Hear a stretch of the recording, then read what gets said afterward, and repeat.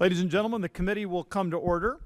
Welcome and thank you for joining today's hearing entitled USDA's Rural Development, Delivering Vital Programs and Services to Rural America. After brief opening remarks, members will receive testimony from our witnesses today, a really excellent panel, and then the hearing will be open to questions.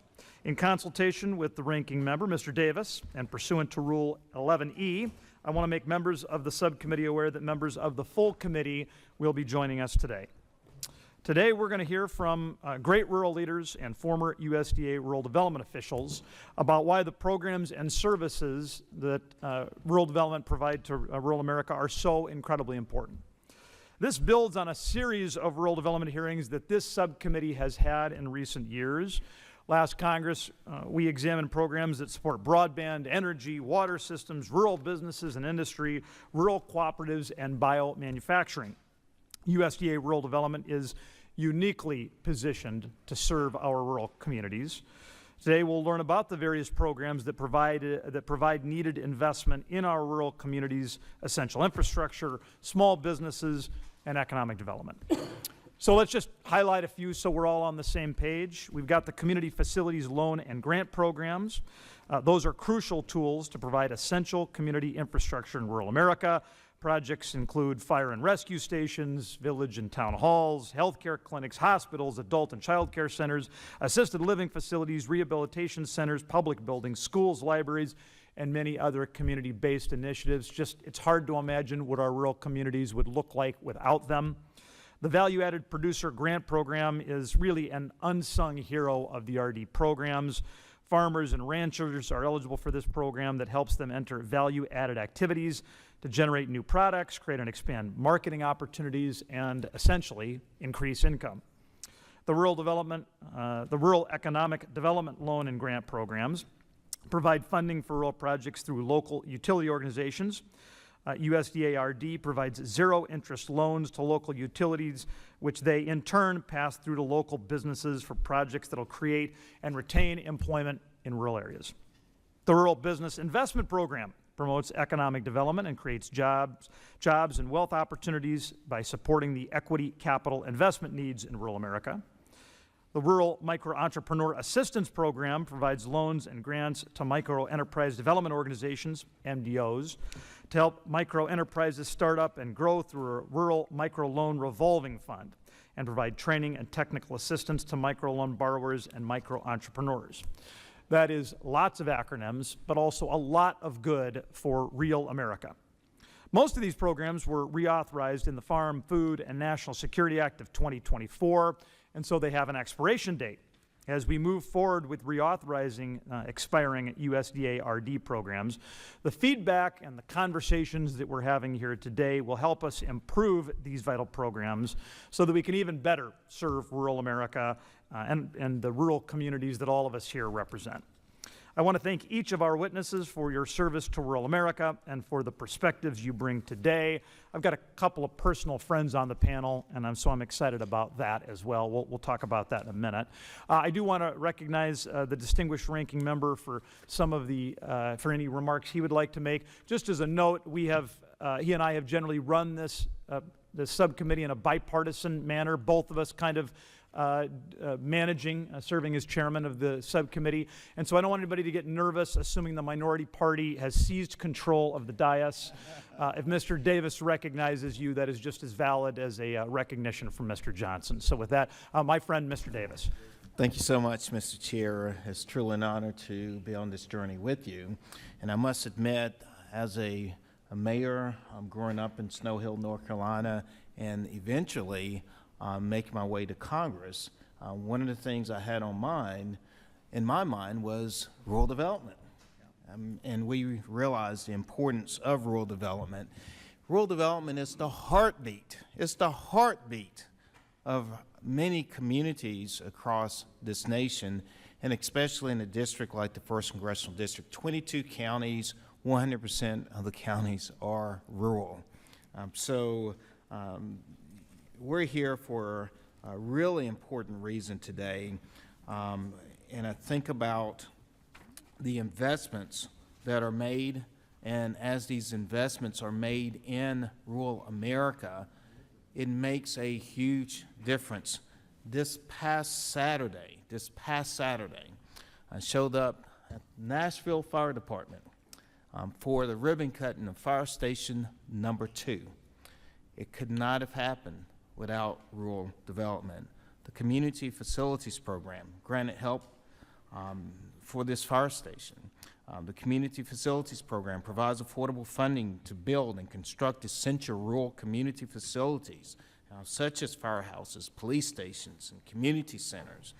Another successful program, and that's really important to me, is the Reconnect Loan and Grant Program. Oh God, I can't tell you when I think about living in eastern North Carolina and broadband and the need to make important connections. These are just some of the programs. I could continue on, RBEG, in terms of the Rural Business Development grants. These programs are essential. So when we come together as a subcommittee to have meaningful conversations, these conversations are dire and critical as we talk about rural America. So with that in mind, Mr. Chair, I look forward to having a wonderful subcommittee meeting today, and I yield back. Let's recognize my neighbor in Minnesota, the ranking member of the full committee, Ms. Craig, for any comments she'd like to make. Thank you, Mr. Chairman. I'm still waiting on you to offer that gavel to me, too. We'll talk to the chairman about that when he gets here. Thank you so much, Chairman Johnson and Ranking Member Davis, for holding today's hearing, and a thank you to our witnesses for being here today to discuss one of the most pressing issues facing this committee, uplifting and supporting rural America. A special welcome to my former colleague, Sochil Torres Small, and former Undersecretary of USDA. It's so good to see you here and back in the building again. Rural America is frequently portrayed as a monolith, especially by those in D.C. We too often fail to recognize its diversity, not just of people, but of industry, opportunity, and challenges. Farmers, their families, and their businesses are the engines of small towns across Minnesota.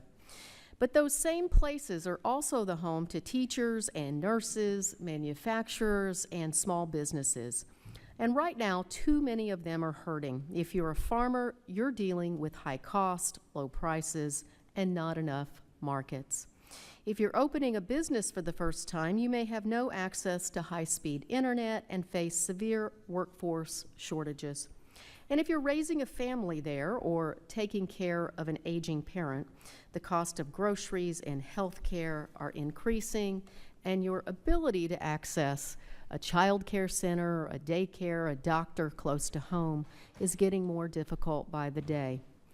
You know, my colleague's so-called One Big Beautiful Bill, in my view, is a direct assault on rural health care. It slashed Medicaid by nearly $1 trillion. The Rural Health Care Fund that my colleagues are touting as a new investment does not come close to correcting the damage that the bill will do in rural America, both to our health infrastructure and other areas. In my home state of Minnesota, rural clinics are already closing because of these seismic Medicaid changes, forcing people to travel many, many miles further to receive medical care. It doesn't end there. This week, House Republicans are pushing a government funding bill through the House that would increase health care premiums by as much as 90% in many rural areas by allowing the ACA tax credits to expire, hitting many rural communities, family farmers, right in the pocketbook.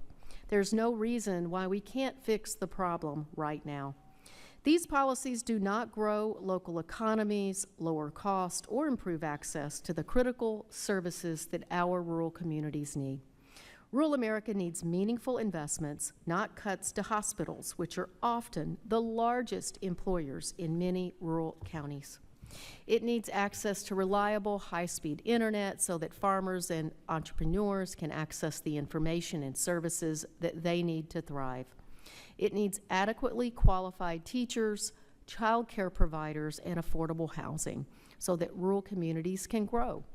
It needs new economic opportunities so that our kids don't leave for college in the quote-unquote big city and never come back. It needs vibrant main streets so that rural businesses and communities can grow together. It needs trade policy that doesn't undermine American agriculture. The seeds of those investments start here, in this subcommittee. They grow at USDA, rural development. They bear fruit in small towns around this country. I'm glad we are taking a comprehensive look at what USDA rural development programs can do. While these programs are beneficial, they do not exist in a vacuum. Economic opportunities in rural America depend on the basics like access to health care, a good education and jobs, and our discussion cannot lose sight of that, because on all of those fronts, Republican policies are failing. I look forward to hearing from today's panel on how USDA rural development programs can support rural communities during these difficult times. Thank you again, Mr. Chairman, for being here, all of our witnesses, and I yield back.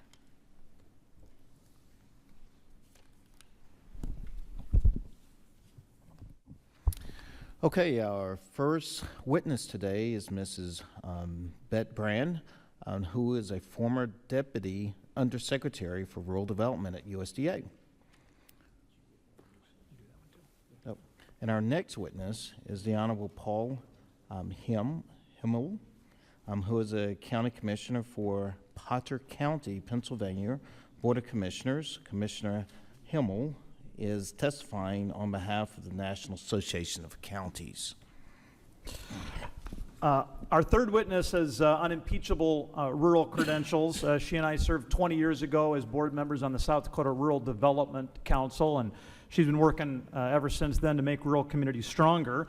It's my friend, Ms. Lynn Keller Forbes, the Executive Director of the Southeastern Council of Governments.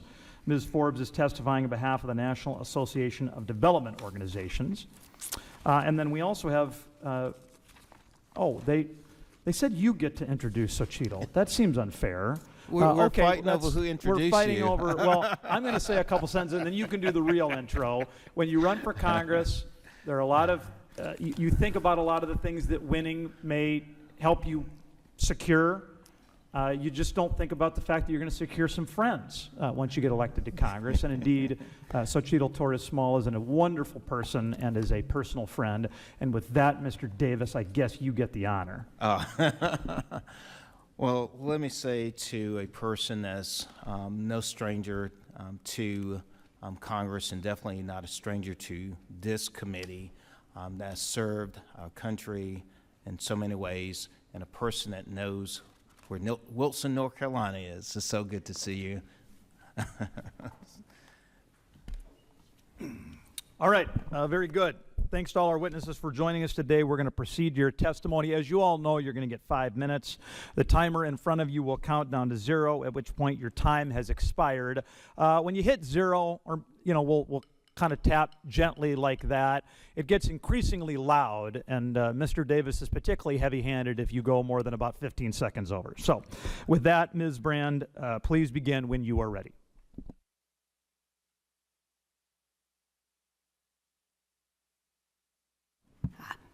Good morning. Chairman Johnson, Ranking Member Davis, Vice Chairman Rose, and members of the committee.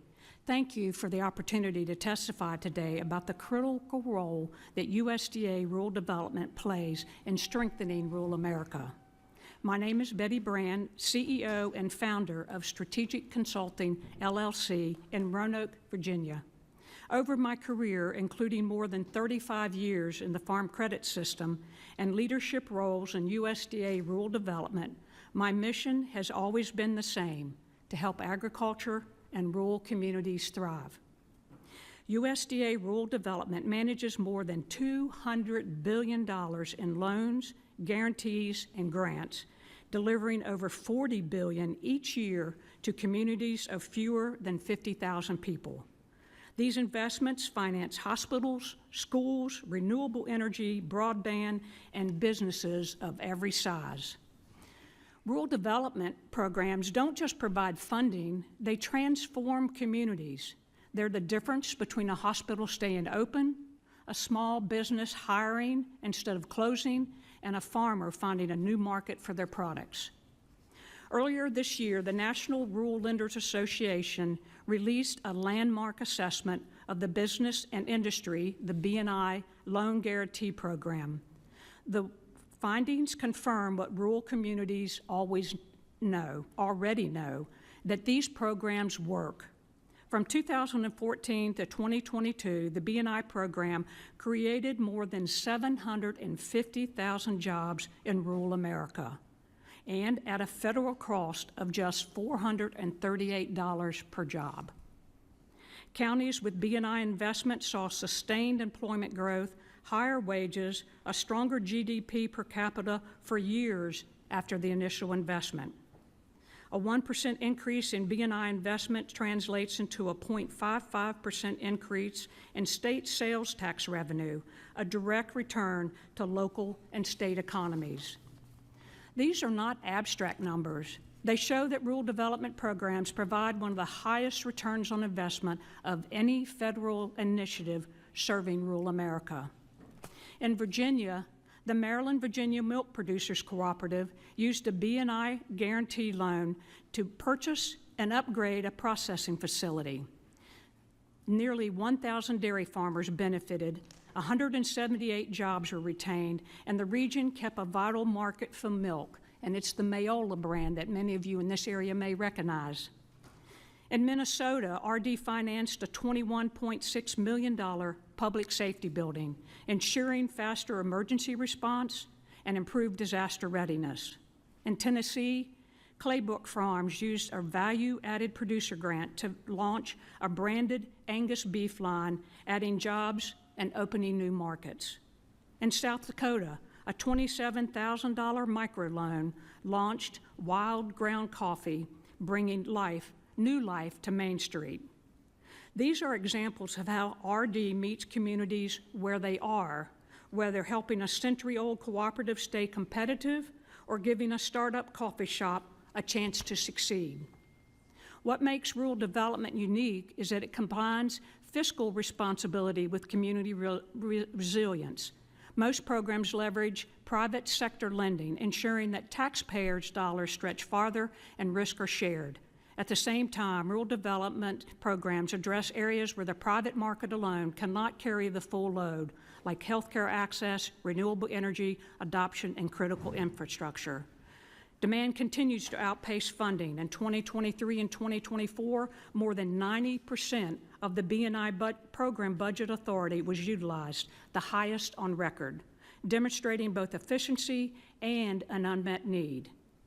Rural development programs may finance a hospital, a meat processing plant, or even a coffee shop, but the purpose is the same: expanding opportunity in rural America. They revitalize communities, create and sustain jobs, modernize essential services, and give farmers and entrepreneurs the chance to compete and succeed. Most importantly, they ensure that economic opportunity is not defined by zip code. Thank you for your time today and your commitment to rural America. I look forward to your questions. Thank you, ma'am. Commissioner, you are recognized.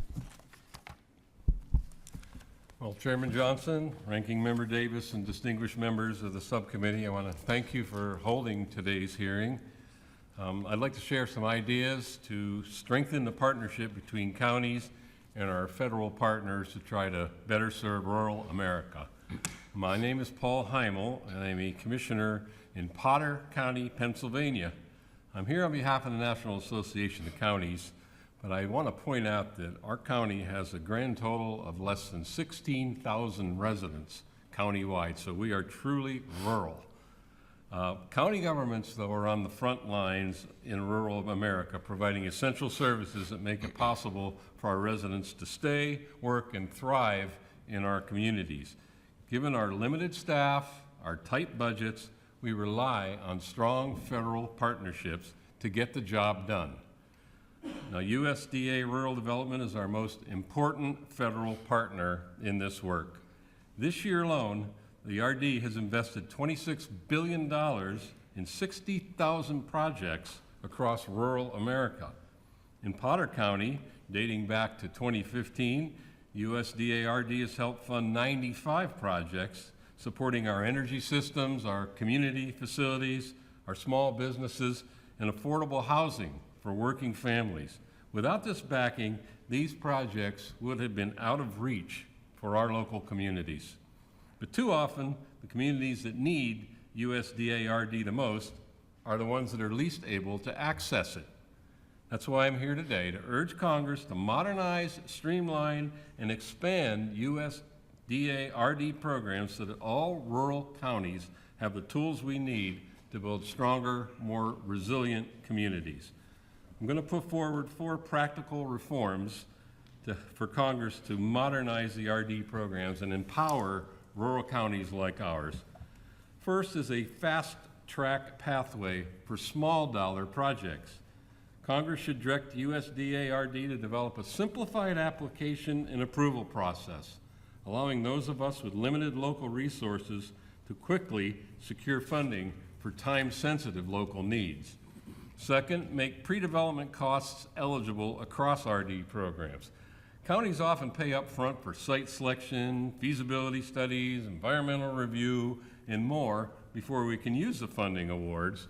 That creates steep barriers to entry. Congress should consider allowing these pre-development costs as eligible expenses under ID grant and loan awards to support this early stage development. Third, build a single online portal. Applicants could check eligibility, they could track applications, and get real-time support. That one-stop system would cut the red tape, improve transparency, and better serve communities like ours with such limited staff. And finally, invest in rural capacity building in the next Farm Bill.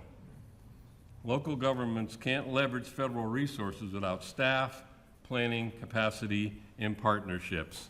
We face in our rural county an individual who might be tasked with 3 or 4 major responsibilities. In larger counties, they could have 4 or 5 people doing those 3 or 4 responsibilities. It's simply impossible to navigate the bureaucratic process sometimes when you're not properly staffed, and we can only afford so much staffing. We also asked the committee to conduct oversight over USDA's internal reorganizational efforts. Counties support the department's goals of improving efficiency, but any reorganization must preserve the USDA RD's field-based network and staff capacity. This is very important. Field staff are trusted partners. They've been that way for decades. Their knowledge, their relationships cannot be replaced by consolidation. We must preserve what makes USDA effective. Its field offices, its local partnerships, and its deep understanding of rural America. Chairman Johnson and Ranking Member Davis, counties stand ready to do our part. With a strong USDA RD backed by a new modernized Farm Bill, we can ensure that every county, no matter its size or capacity, has a fair shot at success. Thank you, and I look forward to your questions. Thank you, Commissioner Himl. At this time, we're going to recognize Executive Director Lynn Keller Forbes for 5 minutes. Chairman Johnson, Ranking Member Davis, and distinguished members of the subcommittee, I want to thank you for the opportunity to appear before you this morning on this important topic. I'm Lynn Keller Forbes. I'm the President and the CEO of the Southeastern Council of Governments and the Southeastern Development Foundation in Sioux Falls, South Dakota, and I'm honored to testify on behalf of the National Association of Development Organizations, known as NATO. I grew up on the Cheyenne River Indian Reservation in South Dakota, where my parents operated a farm and ranch. When I was young, we hauled our water until rural water was finally expanded. Rural water was a game changer, not only for our family, but for our livestock. We didn't have a telephone until I was in the 2nd grade, and the lines were finally expanded to reach us. Both of these events were only possible because of the federal government's investment in rural America. So my love for rural America and the advocacy for a strong farm bill runs deep. For the past 25 years, I've worked with rural communities and businesses across southeastern South Dakota, helping them plan, finance, and implement development projects that improve infrastructure, expand access to capital, and support long-term economic growth. Our mission is simple. We want to ensure that even the smallest communities and businesses have a trusted partner in building economic resilience and prosperity to help sustain rural America. One of our most vital partners in this work is USDA's Rural Development Mission Area, known as RD. Today, I want to highlight the critical role regional development organizations, or RDOs, play in supporting rural communities and offer some practical recommendations to strengthen RD's programs and services. RDOs, also known as councils of governments, planning districts, and regional planning councils, are multi-jurisdictional entities that serve as trusted intermediaries for rural counties, cities, towns, and businesses. We help communities and businesses access federal resources, deliver essential services, and plan for long-term success. In many cases, RDOs are the lead applicants or technical assistance provider for RD's programs. We conduct feasibility studies, we write grant applications, manage complex projects from start to finish, help develop housing, and provide financing for businesses that would not otherwise be considered bankable. Rural America faces unique challenges. Nearly 1 in 7 Americans live in rural areas, which span 3/4 of the nation's landmass. These communities often struggle with limited infrastructure, higher poverty rates, fewer job opportunities, and reduced access to broadband, healthcare, and housing. Despite these challenges, RDOs help rural communities and businesses navigate federal systems and unlock funding for transformative projects. We work closely with RD to deliver programs like the Water and Waste Disposal Program, the Community Facilities Program, the Rural Business Development Grant Program, and the Intermediary Relending Program. These programs are not just financial tools, they're lifelines. Let me share a few examples. In Dalton, South Dakota, a community of less than 100 people, we helped TM Rural Water secure a grant through the Water and Waste Disposal Program to rehabilitate lime drying beds that were damaged by a derecho storm. Across the country, RDOs are making similar impacts. In New York, a NATO member used RD funds to launch a small business technical assistance program. In Louisiana, another member received funding to develop a strategic growth model along the I-49 corridor. And in Montana, an RDO led a coalition securing $10 million through the MPILP program to strengthen local processing capacity and expand economic development opportunities. These examples show how RD's flexible, place-based approach empowers communities to structure investments around local needs, often filling gaps the private sector cannot or will not address. As Congress considers reauthorization of the Farm Bill, I urge you to prioritize the core programs that create jobs, improve infrastructure, and support small businesses. Specifically, we recommend protect key programs that rural communities have come to rely on, improve access and flexibility to empower rural communities to fully participate in the programs by removing unnecessary barriers, strengthen the capacity of field offices and regional partners like RDOs to ensure that support services are responsive and tailored to rural needs, preserve USDA's local footprint. As USDA reorganizes, maintaining field staff in communities is essential. RDOs can extend RD's reach, but we urge Congress to invest in these partnerships. Defederalizing IRP. Our BEGS and EDA funds have been defederalized. With reduced USDA staff and limited resources, now is the time to discuss defederalizing IRP funding as well. RD's programs are more than infrastructure investments. They level the playing field for communities and businesses that often lack access to capital, capacity, and partnerships. As you renegotiate the Farm Bill, I encourage you to prioritize the tools that enable rural America to grow and succeed. Rural communities have never lacked vision or determination. What they need is a sustained federal partnership to build strong, resilient economies that support families, attract investment, and ensure future generations can thrive. Thank you again for the opportunity to testify. I look forward to your questions. Thank you. And to the 15th, USDA Deputy Secretary Torres. 5 minutes. Chairman Johnson, Ranking Member Davis, and Ranking Member Craig, and members of the subcommittee, it's an absolute joy to be back here with you. Whether it's supporting local meat processors through the ups and downs of cattle cycles in South Dakota, or working with chicken farmers on innovative energy solutions to power towns in North Carolina, I've witnessed how you put rural development into practice with the people you serve. You know that local know-how needs to be in the driver's seat, and the government's job is to support that vision. You've also seen how vital USDA staff are to that work. Rural development is the only agency in DC with a focus on rural America. That experience matters. I've worked with staff whose early experience providing housing or water loans in rural places has made them more able to stretch flexibilities in the midst of a disaster or save thousands of dollars on applications and reporting for rural people. But DOGE cuts and oversights and recent staff departure incentives hobble an already struggling mission. While I know this subcommittee isn't responsible for staff funding, your oversight is invaluable. Many state and field offices are currently operating at half capacity. In some places it's worse, like Mississippi, where 90% of rural development staff were cut last year. Nationally, only 16 engineers remain in the RD state system. Vital projects are sitting on desks waiting for approval. Phone calls are going unanswered for months. That's not serving rural people. Let me be clear, the problem I'm raising here today isn't simply that federal staffing was cut. The problem is that those cuts happened without consulting the very people they affect. Rural Americans are more than willing to tell us what is working and what isn't, if only we take the time to listen. And that brings me to my second point. When I talk with people working to make a difference for the places they live, they ask for straightforward applications to programs that fit their vision. People often ask what I've seen in other places that might inform how they can solve the challenges they face. In the long term, we need to pivot from there's a program for that, or all of the acronyms, as Chairman Johnson mentioned, to we'll invest in your strategy. Here's some people who found success with similar efforts, and we'll be with you every step of the way. When it comes to straightforward investments, we need to resist the temptation of adding a program to solve every problem, and instead double down on grant investments in bread and butter programs like community facilities that can fund a lot of different things. We need to consider multi-year funding that gives a longer runway to adjust to the challenges of federal grants. We need to invest in technical assistance from partners who have the relevant experience and can help with the necessary complicated bits.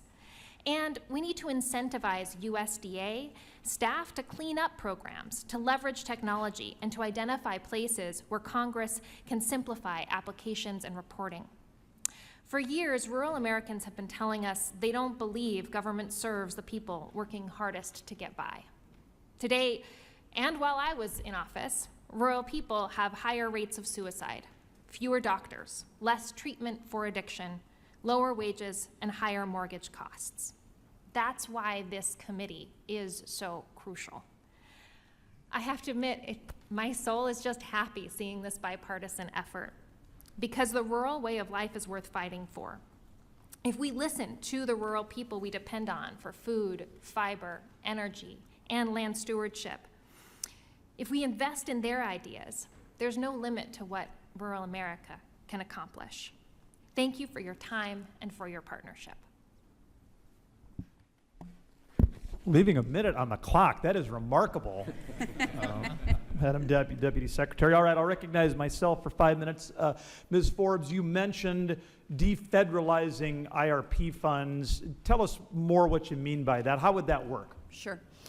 So under the Southeastern Development Foundation, we have IRP funding. We actually have 8 of those funds. That's a 30-year term at 1%. And over that 30 years, for each loan that we have, we're required to submit quarterly reporting for those. So I've got 8 of those. I'm doing 32 of those a year. Not only do we have to do it the first time that the monies go out, but when they come back and they go out again, we consistently have to keep track of the jobs. We consistently have to keep track of where are those funds going. And with reduced USDA staff, it's a burden on my staff to put those together. It's a burden on USDA staff to review those. So it's one way that I think you could do more with less. Something similar was done several years ago through EDA, where they defederalized it. After you've had those funds for 7 years, they lose their federal flavor. The other thing that if you don't let them lose their federal flavor that we're required to do is we continue to have to do A133 audits on them, so it's more expensive, it's harder to find those. If I do a regular audit versus an A133, it costs me at least $4,000 to $6,000 more dollars. And so you're seeing that all across the United States with anybody that has IRPs. So this has been done before, and I think that it's something that should be looked at as we're looking to do with more with less. Yeah, that makes a tremendous amount of sense to me. I mean, Commissioner, you talked about fast-tracking approvals for small dollar projects. Is there a particular step in the process you'd truncate, or how would you fast-track it? Well, there's A number of projects are relatively low dollar and they're relatively simple, and yet the same requirements apply when it comes to seeking funding. At the county level, we can put the partners together and get things done, but with the cumbersome bureaucratic process of having to go through a lengthy approval procedure, it can also be a very expensive procedure in terms of all the preliminary work. There has to be a way to fast track the smaller ones and recognize the many, many very rural counties that just do not have the resources to handle all the administrative burden. We can meet it halfway. The foundation being the federal funding, we can put the partners together at the local level and make things happen, which is what we're all in this for, is to accomplish the goals of these funding programs. But the cumbersome process, it's daunting. We have townships and boroughs, our local governments there, that have no staff to do anything like this. So I believe that there would be a way to have a fast-tracking process for the smaller projects. Yes, that also makes sense. Ms. Torres Small, when you were Deputy Secretary, you had a reputation for being a great listener and being willing to put some miles on the odometer to go listen to stakeholders. And in fact, I saw you for an afternoon in Wall, South Dakota, a town of less than 1,000 people, where you really learned, you knew a lot, but you learned even more about the power of small meat processing. As we think about listening to stakeholders to improve these programs, are there stakeholders that too often are overlooked as we're constructing reforms to these programs? Absolutely. I know I'm in trouble when I was at USDA if I was talking to someone who I was asking to help simplify a process and they'd never filled out that application, right? Because when you talk to people who are having to put together those applications, I remember talking with a farmer who had a 4-inch binder that his wife had put together so that they could get a more efficient grain dryer. Those are the folks we've got to talk to. I mean, value-added producer grants is one of the best programs at USDA, and it almost always requires a grant writer for that farmer to work with, and that cuts the cost, or that cuts the investment that they could receive. So we've got to be spending more time talking with the people filling out the applications and having these user-guided pathways to walk with them through the application so you can identify, as Commissioner Himl mentioned, those places where it takes too much time to fulfill the application. Yeah, tremendous wisdom there. With that, I would yield back and recognize the ranking member for 5 minutes. Thank you so much, Mr. Chair. I want to go back to my opening when I talk about, in particular, my experiences as a mayor, Snow Hill, small community.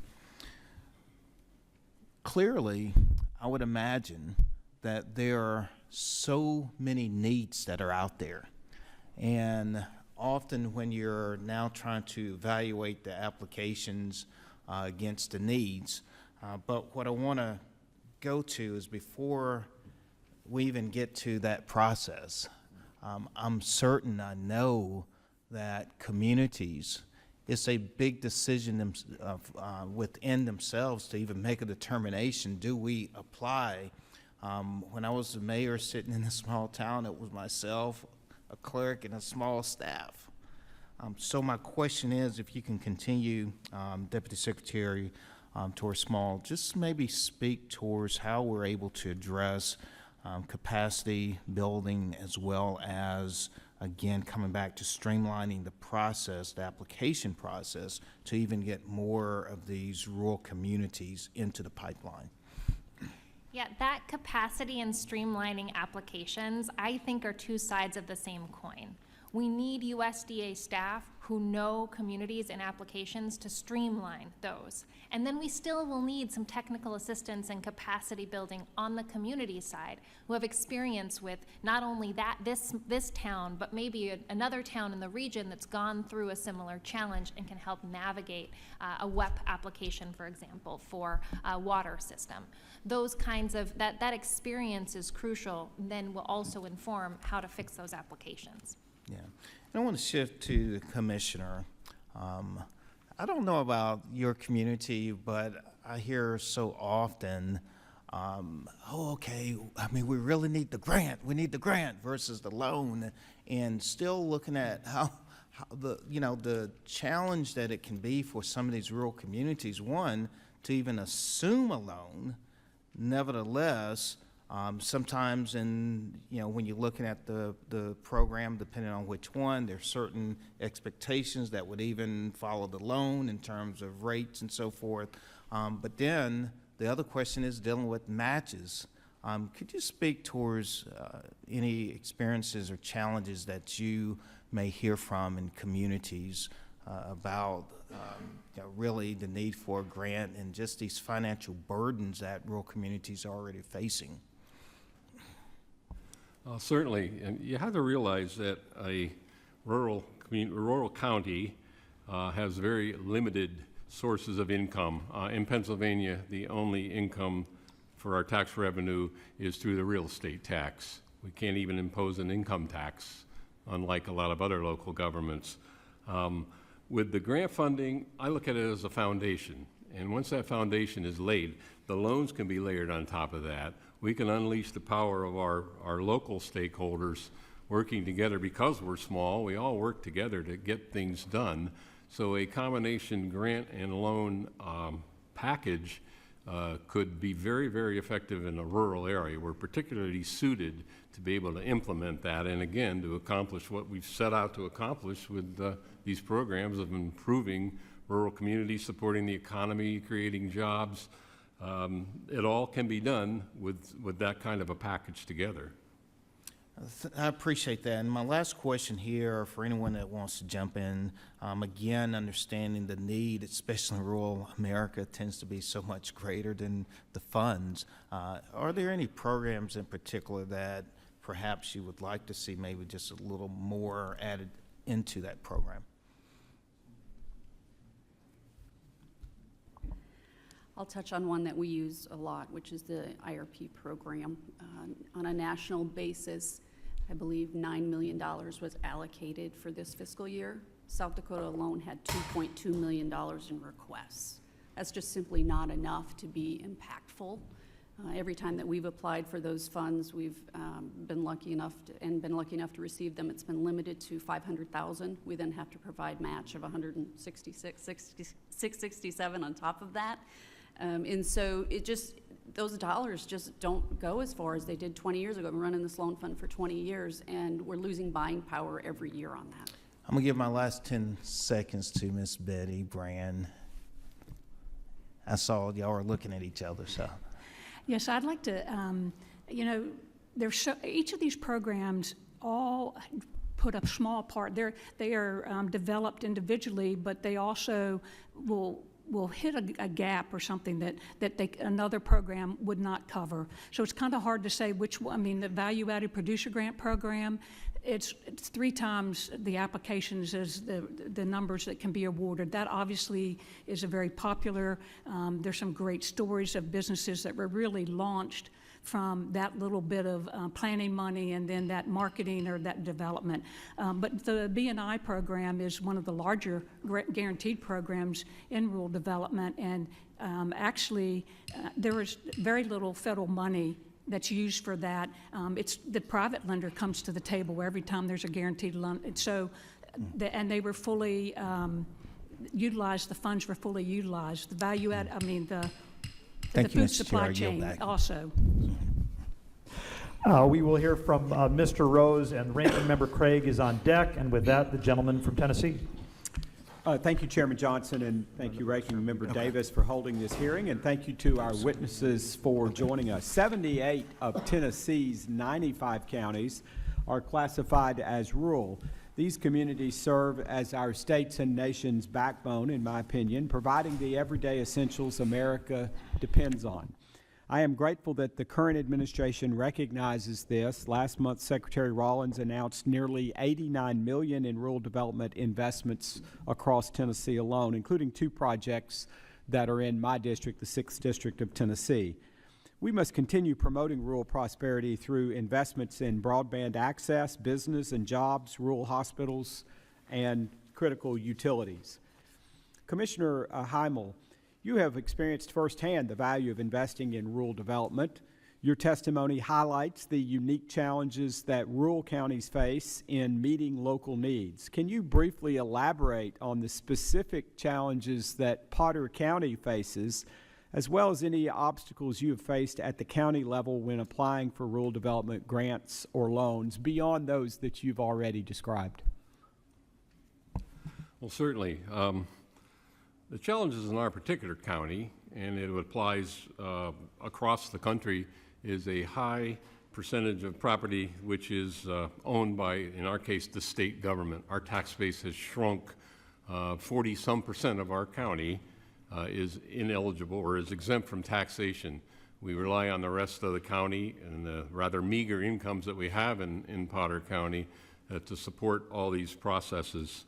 What we have found is the viability of the USDA field staff, and I emphasize that in my opening remarks.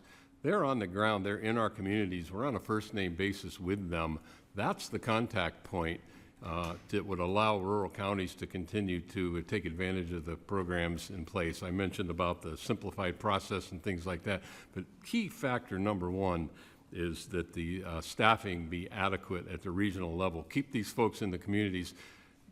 That service has existed for decades. It's actually just part of our way of life in Potter and many, many rural counties. So the number one priority I would ask for is that the field staff be protected at least at its current level and maybe even build upon. It's that important to all of rural America.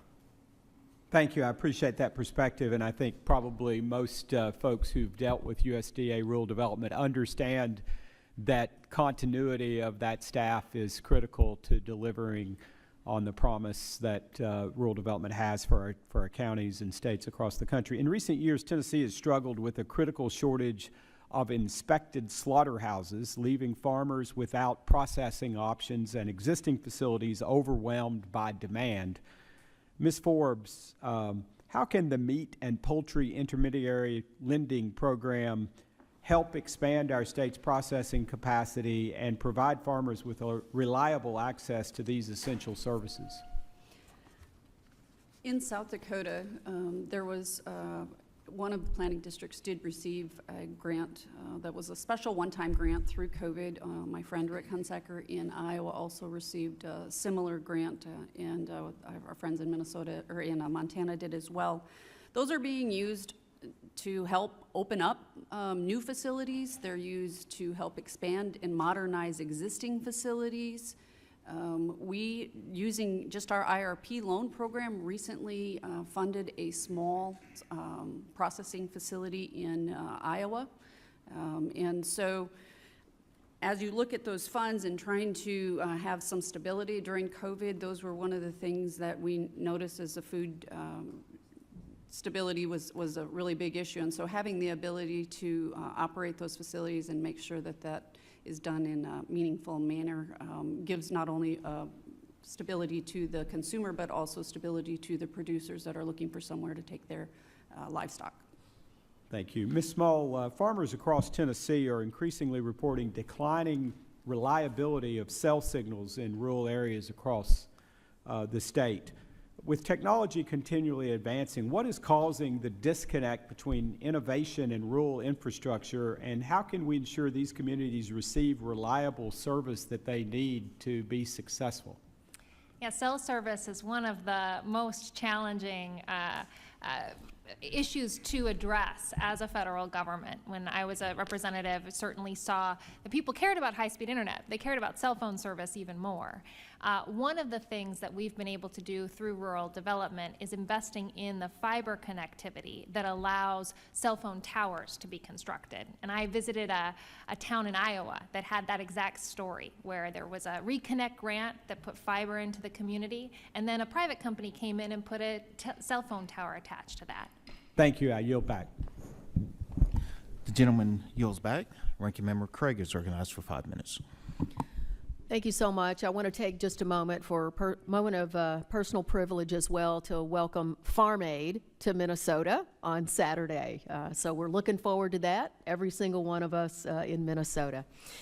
I have a few questions today, so I'm going to get right to it. As I mentioned in my opening statement, I remain increasingly concerned with healthcare access in our country, and of course, especially in rural America. In the state of Minnesota, just a couple of weeks ago, we're seeing health clinics and hospitals start to close. 6 southeast Minnesota clinics are closing by the end of the year due to rising cost and staffing shortages. These local clinics are the very institutions serving our nation's farmers who work stressful, high-risk jobs to feed and fuel our nation.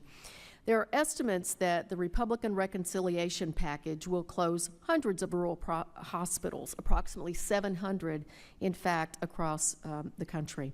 Can anyone on the panel tell me a little bit more about USDA rural development programs that my constituents can look to in order to reinstitute and improve upon rural health care access? Representative Torres Small?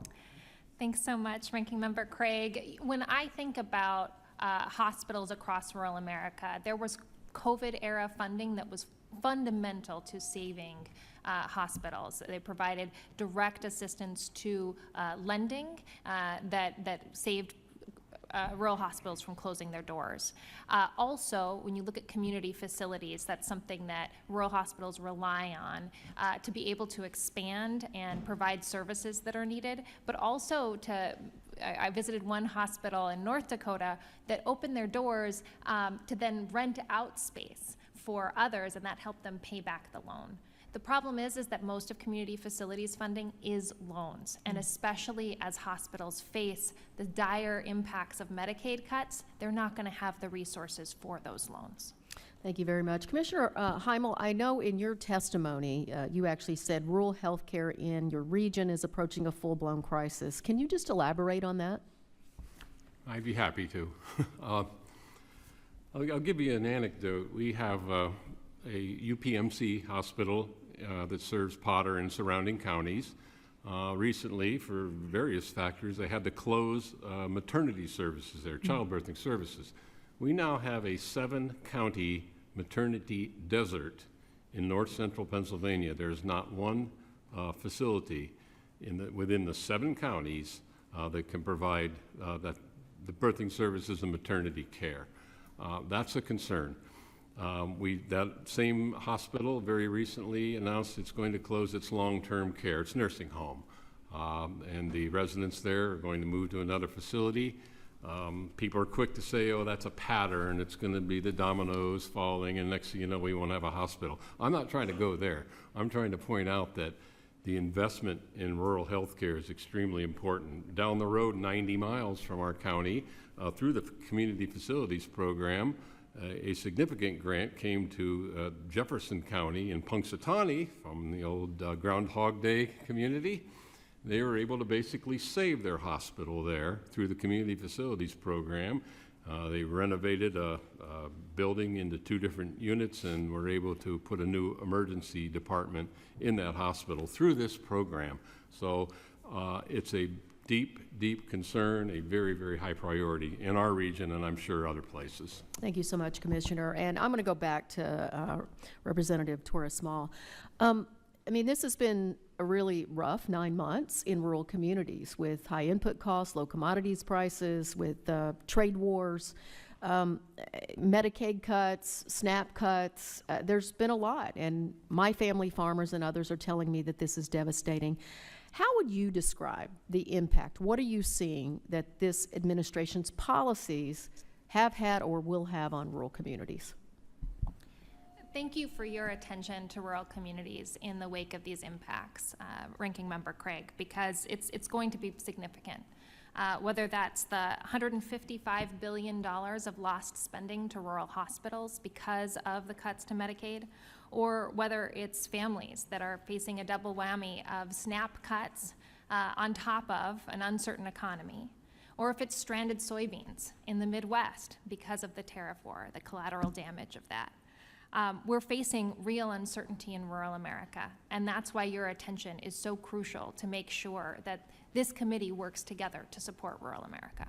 Thank you so much. And Mr. Chairman, I yield back. The general woman yields back. At this time, we're going to recognize Mr. Lucas from the wonderful state of Oklahoma. Thank you, and I thank the chairman and the ranking member. And being a long-serving member of this committee, I've worked on these issues for a long time, and coming from a very small community in rural western Oklahoma, I've seen the challenges, not personally for the last century, but I've observed the results of the challenges of the last century in my home community. In 1930, we had 14,000 residents in Roger Mills County. As we slid into the Great Depression and the Dust Bowl of the 1930s, contrary to the belief of my children, I was not personally there at the time, but my parents and grandparents were there. And with changing agricultural patterns and economic decisions made unwisely perhaps by Congresses and presidents of the time, we now have made our way back to 3,400 warm bodies from that 14,000 we had in 1930. And my home community, approximately 800 people, but I've not looked at the obituaries this morning online, being a slightly older community. So we face all the challenges that we're discussing here today. And sometimes it's really difficult when you get to a certain critical mass on population and economic activity to turn things around. But that's what the rural development programs are all about, and why we have worked so diligently on this committee for a long time to try and drive that in the correct direction. Ms. Forbes, your testimony underscores that rural development often serves as the linchpin for transformative rural development, and I'd like to focus on that as a point this morning. From your perspective, why is it so vital? And sometimes we need to reinforce these points in committee, since we are the bellwether to describe to our colleagues across the body what matters. Why is it so vital that an agency like rural development, one that's set up to support those unique needs of rural America, is willing to treat rural regions as emerging markets? Thank you for the question. When you think about rural, I want you to think about scarcity. You've touched on it a little bit in the reduction of your county. So every time that your community at one point would have had $14,000 or 14,000 residents to help defray the cost of a new water system, now they have 3,400. Exactly. And so you have to spread that cost out, and the cost of what that would have been years and years ago versus what it is now and how much it has grown through the years. That's just one example. When you're looking at rural, trying to get from one farm to the next, there's miles and miles of whether that's broadband, whether that's infrastructure for water and sewer, any of those kinds of things. And there's just not the people along that route to pay for those. So absent a federal investment, that doesn't get done. Absolutely. My great aunt and uncle, whose farm I live on now, he came there in 1912. They got married in 1914. The little community of Strong City, 8 miles down the Wild Horse Creek, became a public power community in 1912. So from the time they were married in 1914 until the Rural Electric, at the conclusion of the Second World War, was able to string wires to our part of the country, every evening they could see the electric lights 8 miles away as they lit their coal oil lamp. But sometimes those differences haven't changed. In a world of broadband, where that is one of the most important things to business in our younger generation, or anyone who's connected to the world, Linda and I still on that 1965 copper wire get 5 bits down and 5 megabytes up. It's a challenge. Ms. Forbes, continuing with you, I'd like to discuss the Rural Business Investment Program for a moment. Oklahoma has a new Rural Business Investment Company and Business Accelerator Program through the Oklahoma Farm Bureau, which is providing much needed capital investment to my constituents back home. In your opinion, how are BRIC programs filling the gap for rural industry that other capital organizations may be unable to provide? So one of the things I like about the rural development is that you do fill a lot of gaps that other federal programs don't. For instance, you can do things that we can't help secure financing for CDBG. They have a niche. The SRF program has a niche. But the thing that this rural development program has a niche for is a lot of those other gaps that can't be filled elsewhere. So when you talk about some of the brick and mortar, some of those kinds of things, I can't finance fire halls except for through CDBG, and not all my communities are eligible for CDBG. And so this program and having the access to be able to access these for some of those other gaps is really crucial for rural America. Absolutely, and as my time runs out, Mr. Chairman, I would simply note I love living on Wild Horse Creek. I don't mind being miles and miles away from my neighbors, but the challenges are greater for those of us in the countryside. Yield back. That is truth. The next Republican will be Mr. Mann, but right now we will recognize the Chair Emeritus, Mr. David Scott of Georgia. Thank you, Chairman. First, let me thank you, Chairman Johnson, and Ranking Member Davis. In our rural communities, they make up what is the heart and the soul of our agriculture system. But they're getting a raw deal now. Not only are they providing the heart and the soul, I represent a district that is part rural, part urban, and I'm in the middle of this, and I know the frustrations.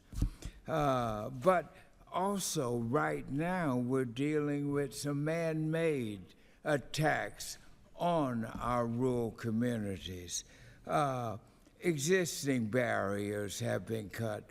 They've been compounded by mass firings, misguided staff reductions, and reckless budget cuts. There's a lot of work that we got to do to straighten out how we are providing the necessary help for our rural communities. And that's what I want to get to with you, Ms. Smalls. First of all, historically, what has prevented, in your words, so many rural communities and small towns from successfully applying and receiving the federal grants?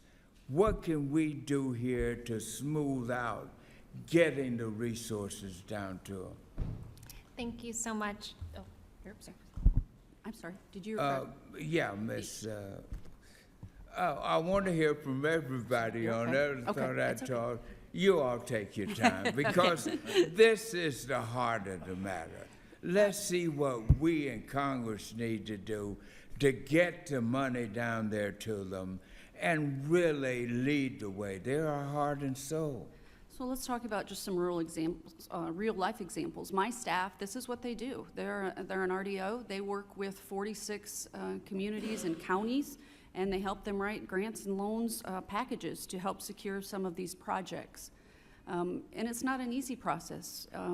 While I said earlier that these provide some opportunities that we can't find through other processes, sometimes these programs are more difficult to access the funds than some of the other programs, and I'll give you an example. If we are working with a community that needs a new water tower, and if we take them to the state revolving loan fund, if you were involved with creating that through the SRF, those are run through the states, provided by you.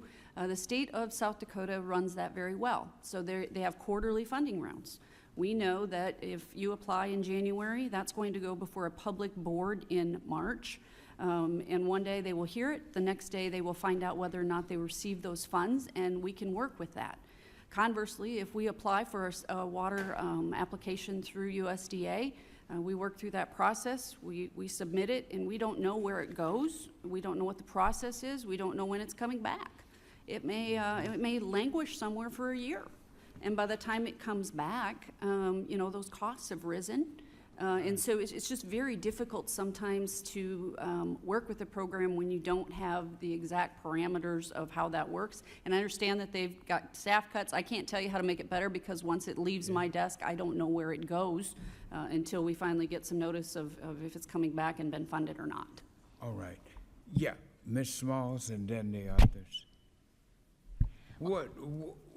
What I'm asking for here is you got a lot of folks on this committee that want to really help and get down there. And we're faced with things here. We got to cut out these budget cuts going down to them and help them. But we need to find out and get recommendations from you as to any specific things we can do right now. Ms. Smalls. I'll pick up where Lynn Keller Forbes left off in terms of the water programs. There's some really good suggestions about having the flexibility to offer 0 to 1% interest loans so that rural development can make that determination when a community really needs it. There's also a really good proposal to support regionalization of water projects so they can leverage more funds and leverage existing systems. And then it is about the flexibility. I really appreciate that you brought up the state revolving loan fund because those are state administered. And if we could tie WEP funds more closely together with state revolving loan funds, that would dramatically speed up the process, but it would take congressional action because there's different requirements for each program. Thank you very much. Mr. Mann, you are recognized with the gentleman from Alabama on deck. Well, thank you. Chairman Johnson, Ranking Member Davis, thanks for doing this very important hearing. Thanks to all the witnesses for being here. I represent the big first district of Kansas, which is 60 primarily rural counties in the western and central part of Kansas.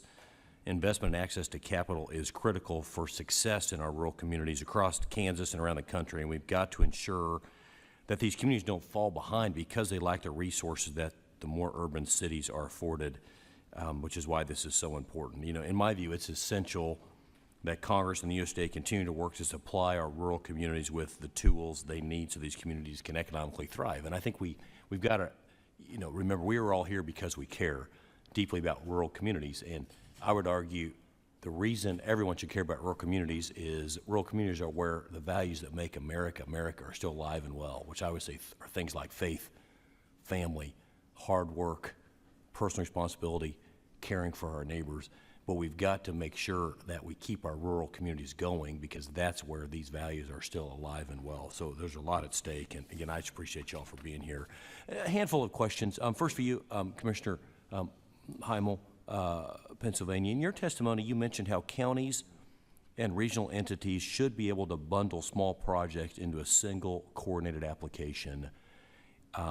This makes a lot of sense to me. And, you know, just the fact that these programs are intended for rural communities also means that those communities that are applying for them don't have big staffs. You have people that are wearing multiple hats trying to fill out these applications. I think this notion of bundling these things makes a lot of sense. What programs under the USDA Rural Development would you think would benefit the most from this sort of an approach?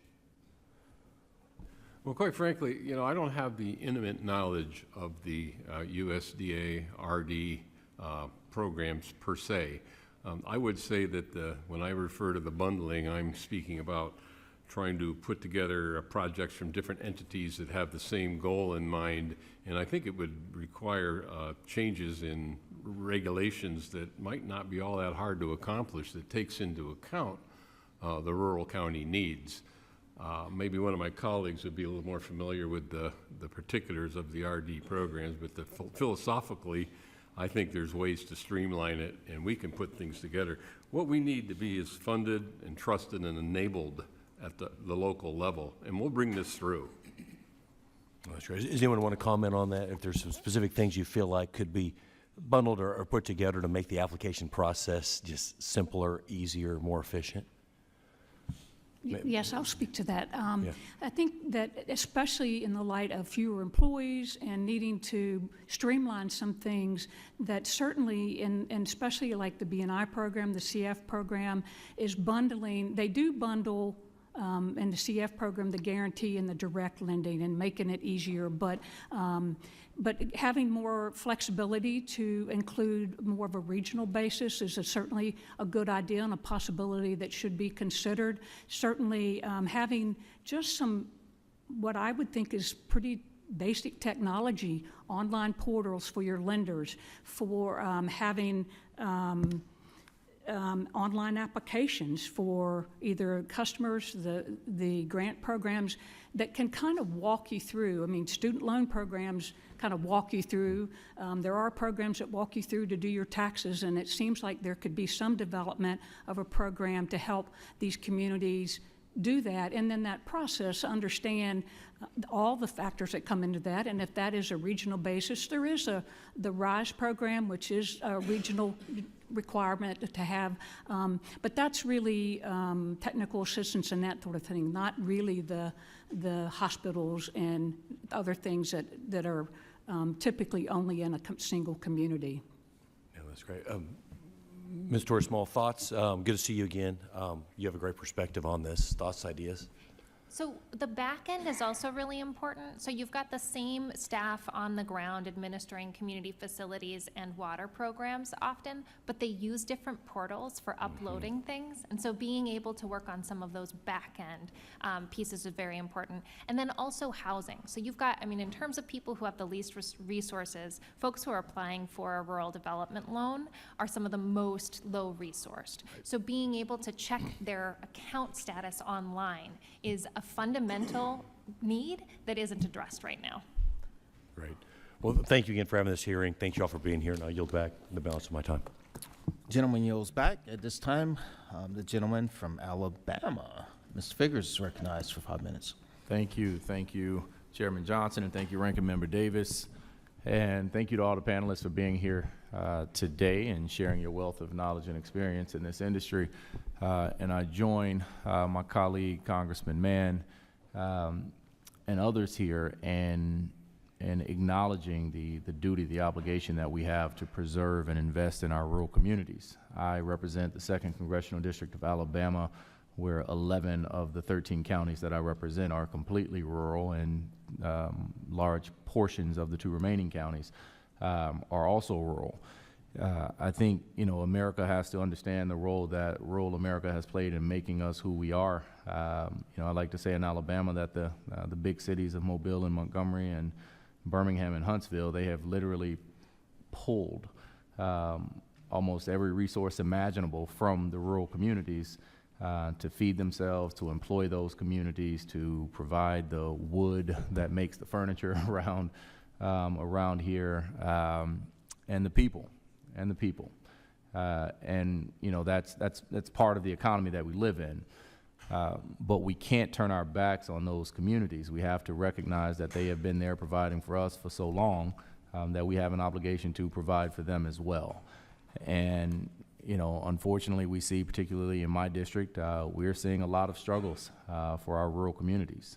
We are seeing not only people leaving and not returning home, people growing up there and having to leave for employment opportunities and education opportunities. We're seeing our rural communities even still struggle with some very primitive sounding issues. I mean, I have places in my district where they can't have access to public sewer systems yet. The soil concentration is not conducive to septic tanks.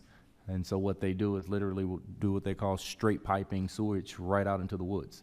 That sounds like a third world issue. That sounds like something that's an extreme thing to say, but it is something, if you Google, you will see it's something that we still struggle with in certain parts of Alabama. We have grocery store deserts where we have rural communities that literally are miles away from grocery stores, and sadly, our health care system, particularly in our rural communities, is the worst in the country.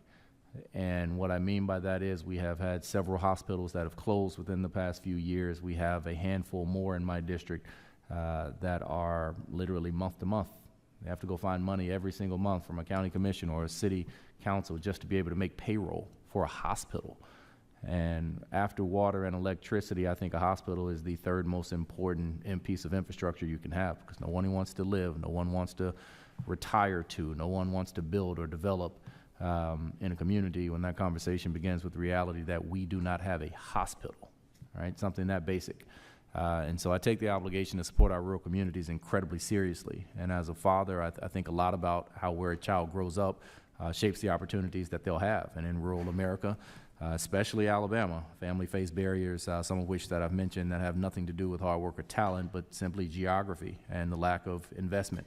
And so with my time remaining, I'd like to just pose a quick question related on the healthcare side of things. We know rural hospitals are closing, and keeping doctors and nurses in these communities is becoming increasingly difficult. But from your perspective, how critical is USDA's investments in community facilities and healthcare? How critical have those investments been for maintaining access to care and for encouraging providers to stay in rural areas, and how critical is it that we continue to make those investments? Ms. Brand? Certainly. The community facilities program for publicly owned hospitals, and actually for privately owned hospitals, the B&I program can also provide guarantees, but it is absolutely critical. I can't tell you how many opportunities, and I'm sure Ms. Small also saw those on her visits, about the difference a community, it made to a community to have that hospital supported by this community facilities program. There was a hospital that I visited, I believe it was in South Dakota, that they simply, they had no patients. They were willing to drive because they perceived this hospital was not modernized, that they couldn't get the decent health care. They built a new facade, they added some equipment, and all of a sudden people realized this is a good one. And so it's not just the hospitals, it's the quality of doctors, it's the modernization of equipment that has to, it all comes in hand, and you're right. And I'm sorry, I don't mean to cut you off, but as my time is closing, I'll just leave with this statistic. We have 52 rural hospitals remaining in the state of Alabama. 26 of them are rated as being at risk of closure, and of those 26, 22 are rated at being at immediate risk of closure. So these investments are critical to providing that sort of access to healthcare in our rural communities. Thank you guys so much. I'll yield back. Mr. Finstead, you are recognized. Thank you, Mr. Chair. Thank you for having this committee hearing today, and thank you to the Ranking Member Davis for this. I just want to take a second to just congratulate the both of you. The climate in the world that we live in today, our politics are driven to us to really find the one or two things that we really don't like each other's position on, and then focus on that. What you two have been able to do in this committee, but also in this Congress, is to show us that, how about we do it differently? How about we find a couple issues that we agree on, and then let's focus on that, and let that be the driving force to us really to come together and solve problems. So thank you for showing us how to do that, showing other members, and I just want you to know it's noticed, because I don't think we tell each other that enough, you know, and I look at Congressman Figures over there, always welcoming us with a good, you know, a smile and a how you doing today. We don't agree on a ton of things all the time, but that right there is just an example, I think, that we can show our colleagues. So I just wanted to start out with saying that. The gentleman is recognized for 30 minutes. But I do think it's fitting to say that in the subcommittee on rural development, because when we talk about rural communities, I mean, that's how we do things still. I tell people back home all the time that, you know, if we were to run our townships, our county boards, our city councils, our church boards like Congress and like our politics of today is run, we would get nothing done. But somehow, in some way, in some fashion, rural America is still figuring it out. Because we have that idea that we can sit across the table with someone we don't agree on and everything, but we're driven to making our backyard better. And that's what really the secret sauce, I think, is in rural development. And quite frankly, it is something that we need to actually grow and to hold up as something that can help us in rural America. I sit on the Small Business Committee as well, and you know, I get to have these conversations with the SBA, and my ding on them is that rural America has been kind of been flyover land for SBA. And if it wasn't for our community lenders, really that is the face for the SBA for rural America, we wouldn't really know SBA exists. And so rural development has a great opportunity to do that. I had the privilege to be the state director of rural development in the last Trump administration, so I got to be on the front line. And so it's great that we have, excuse me, former Congressman Torres Smalls here and Betty Brand here. Ms. Brand and I got to work together closely on a few things. And so when it comes to access to rural capital, when we look at, you know, really significant kind of the lifeblood of rural communities, there's always this question of we just don't have access to capital. We can't figure out how to come up with $40 million to upgrade that rural hospital that is so desperately needed in a community that just can't afford it. So it takes a lot of partners at the table to make that happen. I'm proud that I have been able to garner a lot of bipartisan support on my Investing in Rural America Act, which really tries to tap into another resource that is desperately needed and we need to highlight more, and that's the farm credit system. And so my Investing in Rural America Act gives Farm Credit the authority to partner with other rural lenders and finance institutions to finance facilities like hospitals, nursing homes, childcare facilities. So, Ms. Brand, with your experience both at rural development and in the Farm Credit system, give me your thoughts quickly here. I got about a minute and a half, and I have one more question. So, on the relationship with Farm Credit and how we can really tap Farm Credit into the rural development world. Absolutely. It would be a wonderful addition to the availability of lenders that can help support, and not just for the money, for their capital that they could put in, but as the partnership with other lenders in the community to look for the best solution. Not everybody, one size doesn't fit all.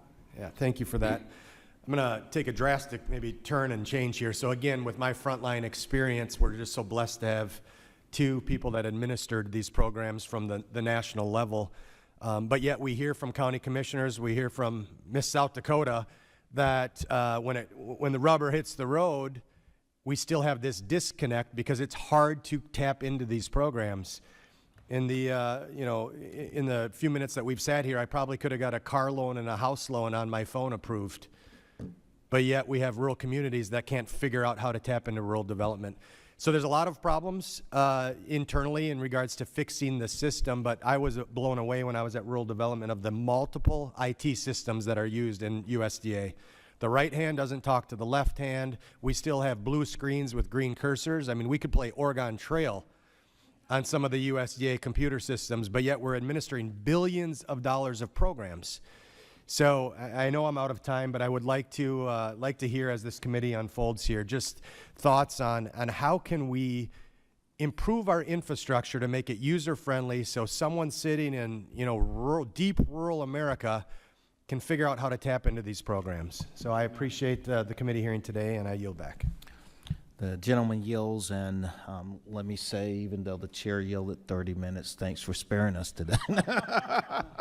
But truly, thank you for the heartfelt words. At this time, Mrs. McLean DeLay of the wonderful state of Maryland is recognized.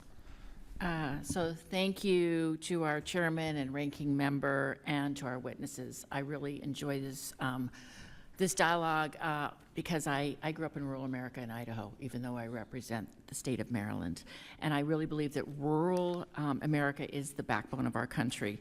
I'm from our farms in Washington County and businesses in Garrett and Allegheny in my district. These are hard-working communities and deserve real support. And I too lean into the comments of my GOP colleague, and I wholeheartedly agree that pragmatic bipartisan work is being done in rural communities because they want to get stuff done and they know one another. And it's perhaps a model and a roadmap for the rest of us, and is actually something I will be releasing in comments later today. So this is a heartfelt issue for me as well. So rural development isn't partisan, but it's about investing in our communities like Western and Mountain and Maryland. And I want to highlight a couple of things. First, I won't be able to have time to ask a question, but I will be submitting for the record some questions on investing in rural Main Street and access to capital, and some thoughtful comments on lending programs and how we can better invest. But I want to turn to a topic I really love, rural broadband. Rep. Torres and Mrs. Brand, each of you led USDA's response to the pandemic, Ms. Brand during the early days, and Rep. Torres in the aftermath. And rural America was especially hit hard. I served as Deputy Assistant Secretary at NTIA in the last administration, and one thing became clear to me is that broadband is like a public utility and is direly needed to thrive. And it's only been more obvious in rural health care and education. But the President's budget proposes to slash USDA's rural broadband funding and eliminate the Reconnect program, despite strong bipartisan support. And these aren't just numbers, they reflect our values. Could you all speak to me about what are the strengths of the USDA broadband programs and what we can do to more support rural connectivity and programs which enable digital literacy and making best use of that connectivity? When it comes to high-speed internet for rural America, Reconnect was hands down the fastest program to get infrastructure in the ground and to people. And that's why it's a crucial program to continue. A few of the changes that we made to make it even more accessible was doubling down on the grants that were brought up previously by Ranking Member Davis, and also that no match, so that communities that needed it most were able to receive those investments early. The other thing that was nice, that was connected to affordability program that unfortunately now is no longer in operation. And so if you only got one provider and they're not committed to being affordable, it can be a real challenge in the future. Yeah, because if you get connectivity and you have access but you can't afford it, it doesn't do any good. Excellent, excellent. I would also like to follow up on staffing reductions, and I know some of you have spoken to that. But Rep. Torres Small and maybe Commissioner, in your testimony, you highlighted that severe staffing reductions and hiring freezes in rural development offices, such as the staggering 90% cut in Mississippi. We're here to learn how to better support rural America, and for many of us, that means crafting a farm bill that truly uplifts these communities. I'm deeply concerned about the immediate and long-term risks of losing experienced staff and institutional knowledge, which threatens USDA's ability to provide timely support, especially in rural communities. Given that, can you share an example of how implementing a new farm bill could be delayed or complicated if we continue policies that push essential staff out of USDA?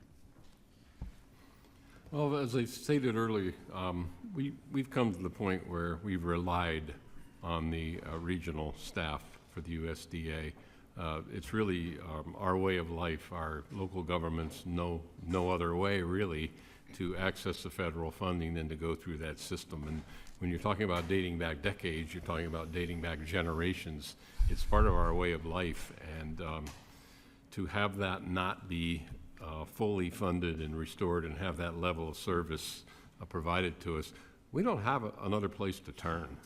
It is that critical to our rural county and many others, I'm sure. Thank you. I agree. It's heartbreaking. Anyone else? Particularly when it comes to implementing a farm bill, headquarters staff is also crucial.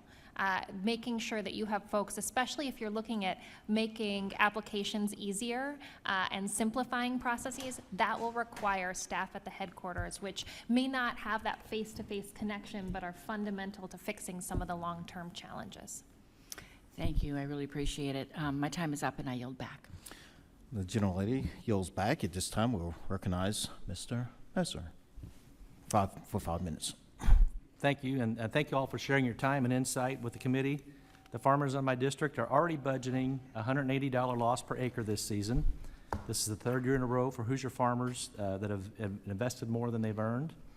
It's not an issue of efficiency. In fact, they're expecting bumper crops, but what we demand is lack is demand. The BioPreferred program, which supports the purchase of non-fuel products made from renewable farm materials, offers one solution to this demand equation. For the Honorable Torres, Small, and Ms. Brand, given each of your experiences at USDA, could you share how market facilitation efforts like the BioPreferred program incentivize investment in rural America while continuing to support the farm backbone? I love the BioPreferred program. It is a great way to make sure that you can get as many markets as possible for the hard work of a farmer. When I got married, we used utensils that were made from corn, right? Being able to take something that used to be a waste product and turn it into an actual product creates more opportunity, not only for farmers, but also for onshoring manufacturing and selling more things that are grown and made in the United States. Yes, I'd like to say that currently I'm working with one of the RBICs, Rural Business Investment Corporations, that's licensed through the USDA Rural Development Program, and they're all based on food and agriculture, commercializing IP, and one of the goals is to be certified through the Bio-Based Markets Program, and it brings a new emphasis on the product. The consumers are asking for it, and the product is used from the rural communities as well. So it's a win-win for everyone. They have to be affordable, they have to be available, and they have to have the same quality as any other product, but they often, many times, surpass that. Thank you. In my district, I've witnessed the BioPreferred program attract innovators and stimulate demand for local goods, farm goods. The continuation of this program and others administered by the Rural Business Cooperative Service are vital to farm livelihood. Last week, a group of young farmers visited my office. In addition to expressing concerns about the farm economy, they highlighted the lack of access to rural child care. One couple had to reach out to 45 different contacts before finding an affordable option with availability. Mr. Himl, USDA's Community Facilities Program includes a line item for child care centers. How does the unique field-based workforce mentioned in your testimony help distribute child care solutions tailored to individual communities?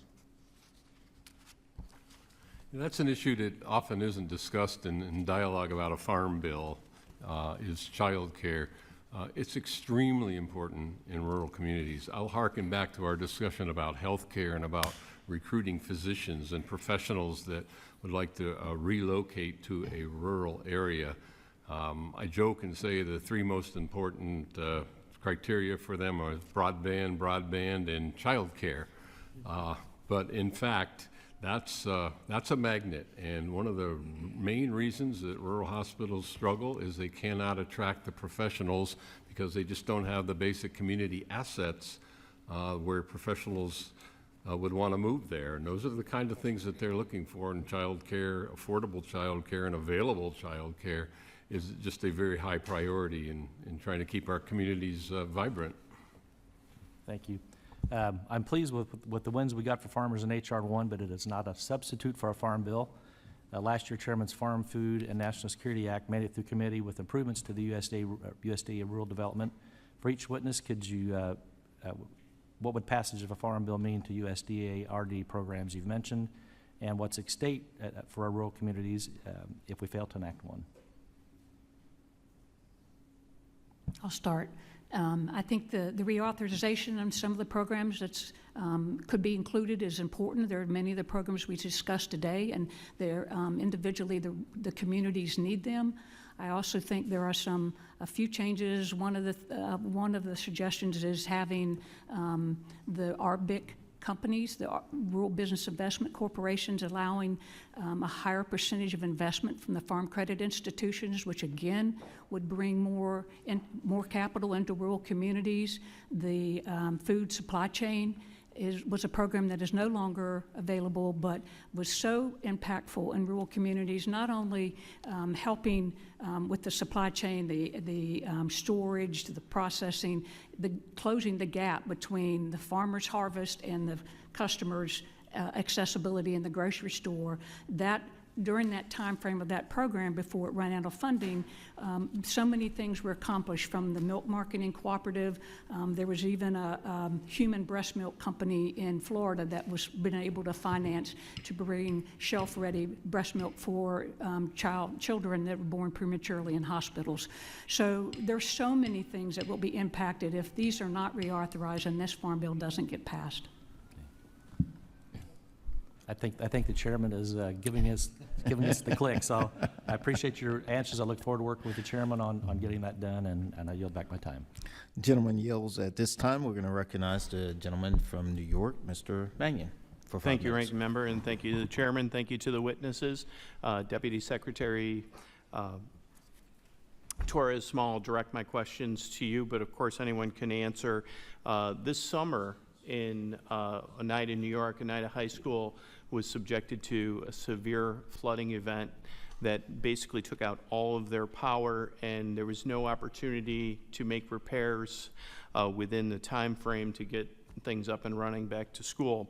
So some difficult decisions had to be made as a result, and they were looking at certain options of finding a different location. They thought they had one, but they did not. So unfortunately, they had to make the difficult decision to share a school with their middle school, change their schedule, and as a result, some of the learning, which was not preferred and happening this year, as you can imagine, by parents, by myself, by the superintendent, school board, has to be remote learning. So my first question is about within USDA rural development, are there any longer-term community facilities options available to rural schools like Oneida to harden against extreme weather events?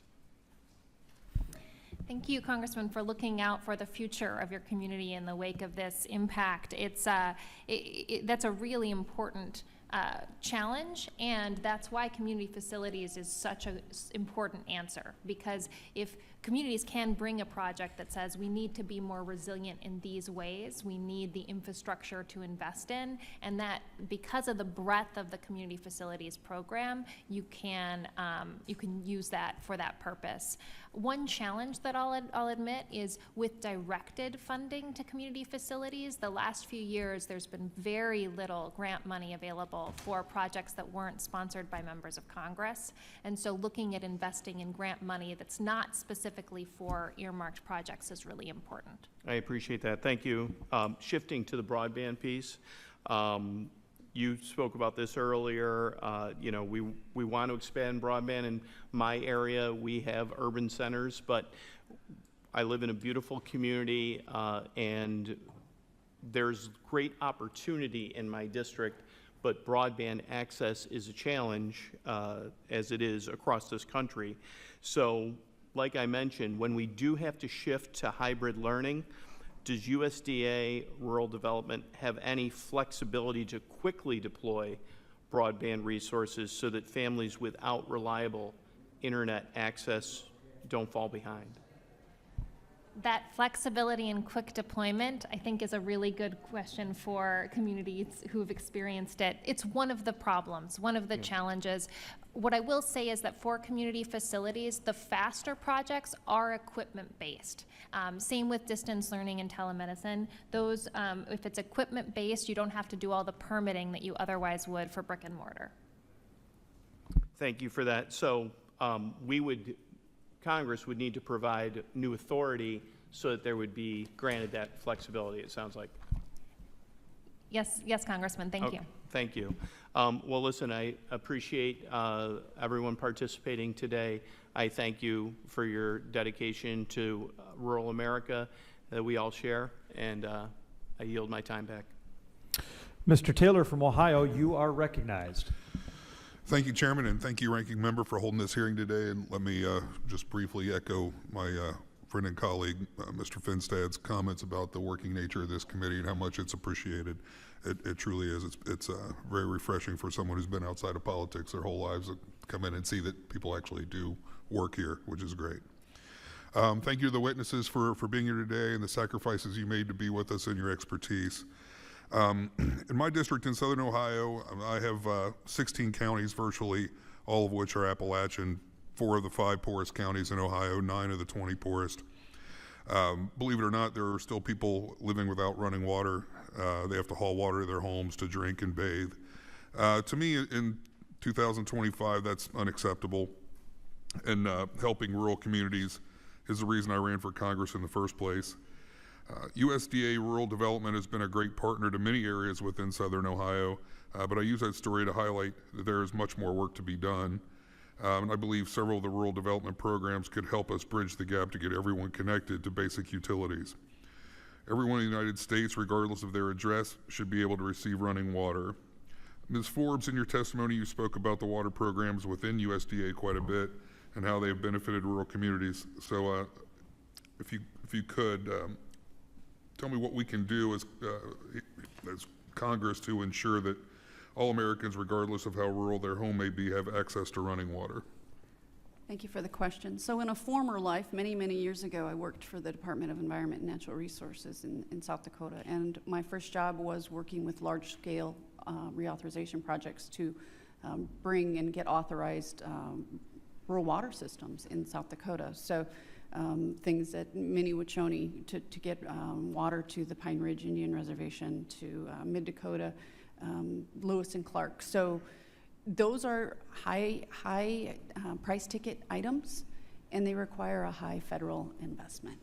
A lot of that came in the form of an 80% grant through an allocation, and then the state provided at least a 10% match, if not more. But when you're talking about some of your constituents that clearly seem to be some of the more poverty-stricken, getting rural water is a blessing, but then you have to pay for it when you get it. And so it's a balancing act of how much can they afford to pay In the same vein, I've seen a lot of people that have been willing to pay for rural water because but then you turn around and say, do you want to do a regional wastewater system, and what's that going to cost? And, I had a project we looked at not too long ago, and we said even if we could get them 100% grant to do a regional wastewater, it still meant that they had to do O&M of $10 a month. And that's not huge, but they already had additional costs that they had as well. So it's going to take a large federal investment, and the grant funding becomes a key part of that because you have to really try to balance what can they afford to pay for when this thing's all said and done. Right, I appreciate that. One related problem in a lot of my district is they've got very old water infrastructure, so people are paying for it. They're actually paying more than you would if you could have the new infrastructure, but how do you get from where you are today paying too much to upkeep a 80-year-old system to having a new system where you would actually end up paying less? It'll be less expense in operation, but thank you. Mr. Himl, switching topics to rural health. In your testimony, you talked about how rural health care needs aren't going away and how in many regards those needs are growing more urgent.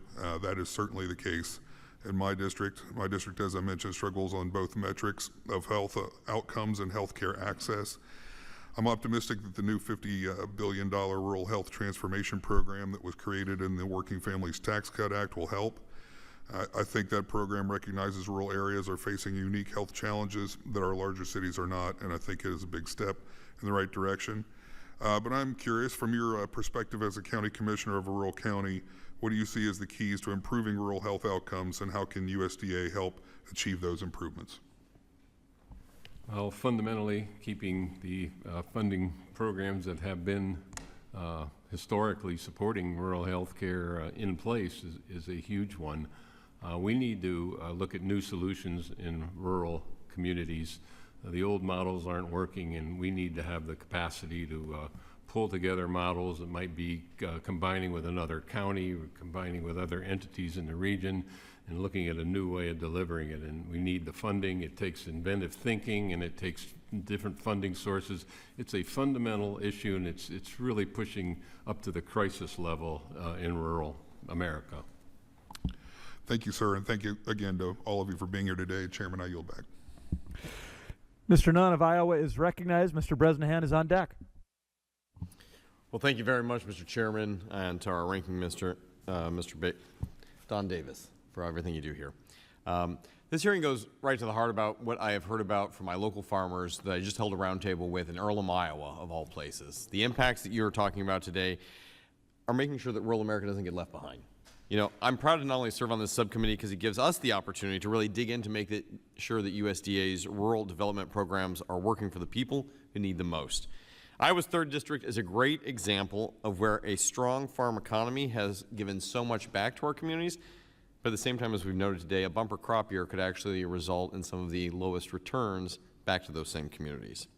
It's resulted in housing shortages, as we've noted, county hospital staff shortages, aging infrastructure, and ultimately family farms that are now on the precipice.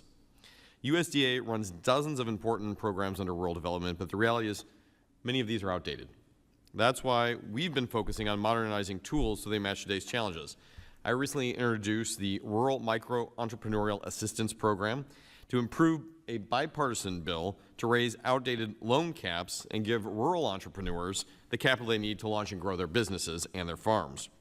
I rolled out a comprehensive rural housing reform package with my colleague from Southern Iowa, sometimes referred to as Missouri, the Representative Emmanuel Cleaver, to ensure that families in small towns have access to affordable housing options. And I'm also very proud to be working with our ranking member, Mr. Don Davis, on revitalizing our Rural Communities Act, which would boost funding levels for the Rural Economic Development Loan and Grant Program.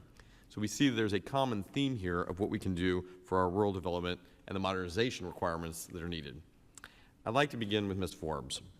Based on your development organization, how would you raise the RMAP, or our Rural Micro-Entrepreneurial Assistance Program loan limit, from $50,000 to $75,000 to help boost growth potentials, particularly in rural areas? Thank you for the question. That's not a program that we directly work with, but some of the other members of NATO's do work with that.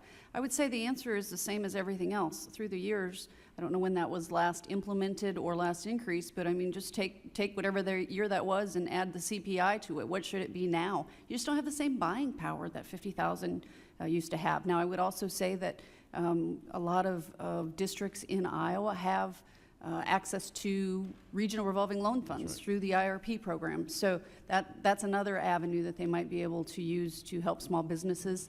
I also am the president and CEO of Dakota Business Finance that does SBA 504 lending. So again, there's no one set answer on all this. It's just layering and layering and layering and trying to figure out what is the best fit for the business. And I would agree with you. I think what we need to also look at is the modernization of this. You noted it exactly. Many of these programs are in some cases decades old, and being able to make sure that we're keeping up not only with the times but with the expense is one of the things we're trying to do in our Rural Micropreneurial Assistance Program Act. So I appreciate that. And I want to turn to Ms. Torres Small. I really appreciated your earlier comments both on rural reconnect programs, particularly when it comes to broadband and its impact on an Iowa community. As you know, rural broadband, no longer a luxury. Every small business, every hometown school, every farmer in the field needs access to this. Challengingly, it is still too difficult not only to get the broadband that we need, think of it as rural electrification, it has to happen, but we're also not getting it at the levels to truly be effective. So programs like Reconnect have helped expand. I want to be able to highlight here how Congress can be a partner in making sure that rural Reconnect programs deliver to areas faster, reliably, and to truly underserved rural areas, something that we've attempted to do in our Reconnect Rural America Act, which is currently before this committee. Could you share your insights on this? I really appreciate your focus of Congress being a partner. And I was at last count of how many times folks talked about rural development being a partner for rural America as well. That really should be the focus, especially with programs like getting high-speed internet to people across rural America. One of the most important things about Reconnect is that it's technology neutral, that it's not forcing one type of technology on every single community, because you know that the plains of Iowa look different than the rocky parts of New Mexico, right? And so it takes different technology to reach. And so as you invest in Reconnect, as you protect it in the budget, I hope you also are protecting that technology neutral approach as well. I think you're absolutely right on this. The technology of the future, we may not even know yet. And whether it's overhead, whether it's celestial, whether it's traditional broadband, we have an opportunity here to be really innovative, and I think our farmers are already proving that. I've got a guy who did an F-150 replant from his truck based on this. So we know where there's access, there's a way. When we build it, they will come, as a good Iowan once said. Thank you, Mr. Chair. I yield my time back. The gentleman yields back. Thank you so much. At this time, the gentleman from Pennsylvania, Mr. Bresnahan, is recognized for 5 minutes. Thank you, Chairman Johnson and Ranking Member Davis, for holding this hearing today. One of the main concerns I hear from my constituents about the federal grants process is that too often most of the money flows to larger cities, leaving our already struggling rural communities behind.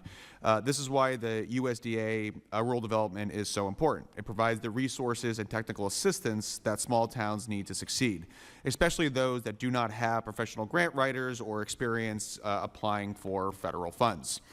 Small communities can go to RD for help with modernization of wastewater systems and public facilities like fire and police stations, building out rural broadband, and providing low-interest home loans. Just last year, almost $45 million from various RD programs came into northeastern Pennsylvania. Some highlights include over $2 million from the Community Facilities Program to Greater Hazleton Can-Do to purchase an existing commercial building to help with their mission of attracting businesses and entrepreneurship to the Greater Hazleton area, and a $8.7 million loan through the Water and Waste Disposal Program to Exeter Borough to upgrade their aging stormwater and sewer systems, where my family grew up. However, I know many more communities in my district could take advantage of the wide range of RD programs if they simply knew what was available and how to obtain it. Commissioner Himl, as someone who also comes from a rural county in Pennsylvania, what advice would you offer to counties and communities in my district for identifying rural development programs that they could use? There's no easy answer. I think it's daunting to a lot of local officials They don't have grant writers. They don't have personnel that are particularly familiar with the process. They don't really have easy access to what the programs would be. I think the capacity building is a very important element of this, and I think that the USDA-RD actually can contribute to that to help the local, particularly very rural areas, be able to access that with resources at the departmental level. So much money goes, as you say, to the urban areas because the rurals, which may have more needs in many ways, aren't aware of it or just simply can't tap into it. And the administrative responsibilities after you apply for a grant, after you do all the research to find out what it is, after you pull the department or the various stakeholders together and research it and file your application and dog your application and then have to do all the reporting. So many rural communities do not have personnel that are empowered to do that. They're not available, and they're doing about 4 other jobs at the same time. Well, I was worried that's what you were going to say. So the 11 words that you never want to hear from the government, that we're here and here to help honestly. What about Ms. Brand, Ms. Forbes? Do you have anything else that you would like to add to that? Rural development organizations like myself, there's 500 of us across the United States, so they should reach out to them. They should be able to give them a breadth of knowledge of these are the types of programs that you're eligible for, what's your project, and then if they need to bring in extra technical assistance, certainly to reach out to those local rural development officials that actually that's their job, and to help them figure out what is the best path forward. Mrs. Brand? Would you have anything to add? Well, I think definitely partnering with USDA Rural Development partnered and continued partnering and enforcing that relationship across the country with organizations that have that technical assistance. Certainly the field team, even though we've already talked about the concerns about the numbers of field offices and the employees there, are still play a very vital role, and that's where the heart is of rural development, are those people and the passion. They live in those communities and know the communities best. So use the government as a partner, not as an adversary per se. Thank you. I look forward to taking your advice back home and helping more of our smaller communities take advantage of these opportunities. Also, I'm excited to soon bring Pennsylvania State Director for Rural Development and my friend Mike Cabell, along with some of the state program leaders up to my district in northeastern Pennsylvania to hold an informational session where communities can learn what programs rural development offers and how to successfully apply for this federal assistance. With that, Mr. Chairman, I yield the balance of my time. The gentleman yields balance of his time. And Mr. Chair, I would take a moment to emphasize that rural development is so vital for communities across our country. I want to personally thank each witness for being here today. Thank you for your devotion to rural America. Thank you for your commitment to all those in the communities that rely upon us. And you made this hearing today so much better. And I look forward to making a step forward so that we can do our part to make life better for families, hardworking families in rural America. Mr. Chair? Yes, so well said. And of course, life in rural America can be beautiful, rewarding, special. There can also be challenges. And in that way, rural Americans don't really have the luxury of our partisan bickering. They just want a government that works. And so I want to thank our witnesses as well as the members of this panel today for aiming at that target rather than the target of partisan infighting that sometimes we see in this town. Under the rules of the committee, the record of today's hearing will remain open for 10 calendar days to receive additional material and supplementary written responses from the witnesses to any question posed by a member. And unless there's anything else for the good of the order, this hearing of the Subcommittee on Commodity Markets, Digital Assets, and Rural Development is adjourned.